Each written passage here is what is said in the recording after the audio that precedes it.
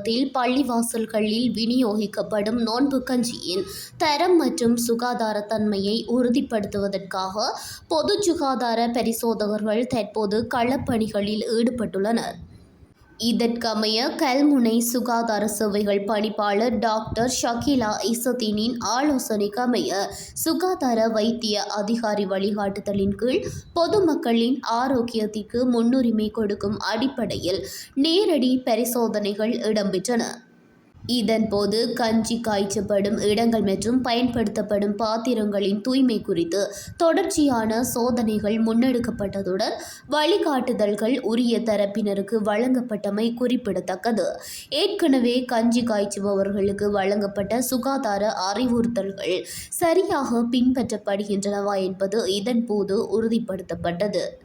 அத்துடன் உணவு பாதுகாப்பு, மூலப்பொருட்களின் தரம் முதல் விநியோகம் வரை அனைத்து நிலைகளிலும் சுகாதார நடைமுறைகளை பேணுமாறு வலியுறுத்தப்பட்டுள்ளதுடன் பொதுமக்களுக்கான சுகாதாரமான முறையில் நோன்பு கஞ்சினை பெற்றுக்கொள்ள பொது சுகாதார பரிசோதகர்கள் நடவடிக்கை எடுத்துள்ளனர்.